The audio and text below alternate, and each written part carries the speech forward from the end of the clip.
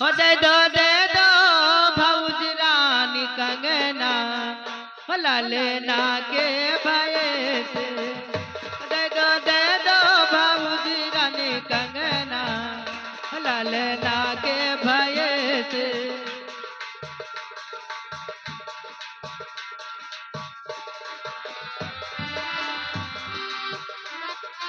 ललना भये से हरिला भये से ललना भये से हरिला भये से दे दो भौजी रानी कंगना ललना के भये से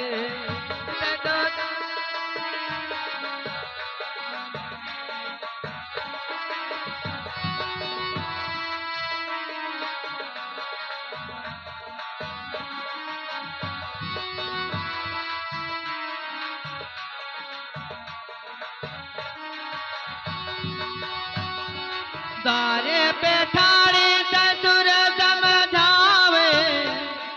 तारे पे ठाड़ी ससुर समझावे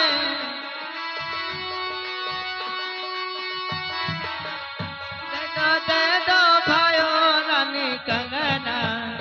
ललना के भये से दे दो बहु रानी कंगना ललना के भये से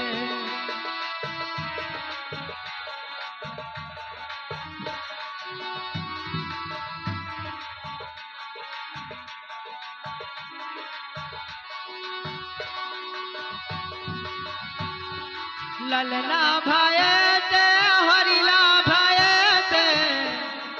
ललना भये से हरिला भये से दे दो भौजी रानी कंगना ललना के भये से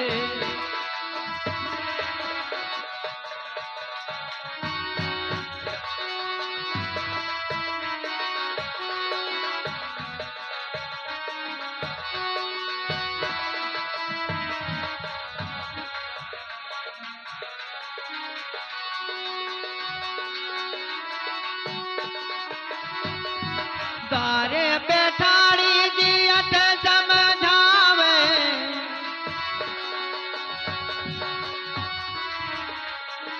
तारे पे ठाड़ी जियत समझावे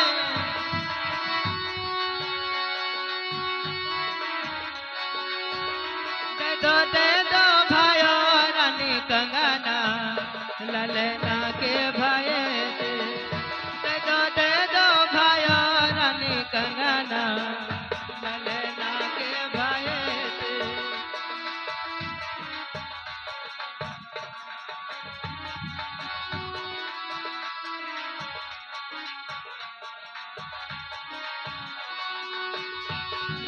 दे दो भौजी रानी कंगना ललना के भये से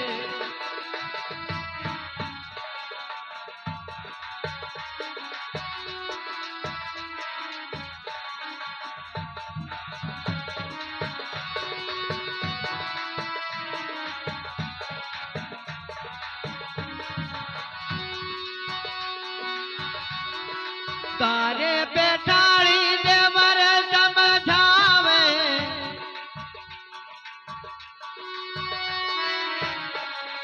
तारे पे ठाड़ी देवर समझावे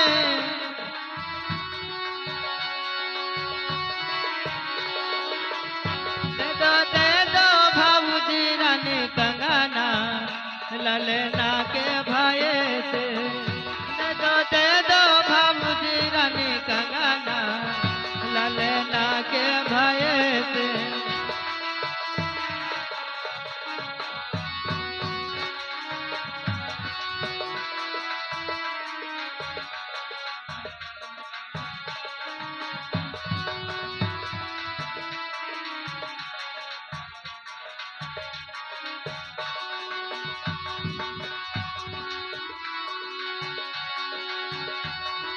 तारे पे ठाड़े पिया समझावे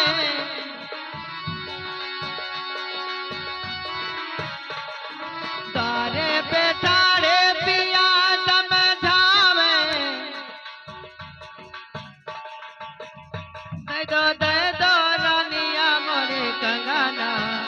ललना के भाई से दे दो